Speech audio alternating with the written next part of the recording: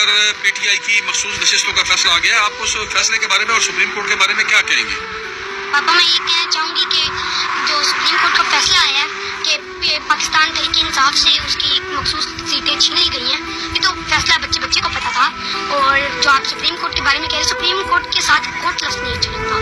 Court के अंदर नहीं होता, वो तो जो जजेस बैठे हुए हैं वो हुकूमती तर्जुमानी करते हैं।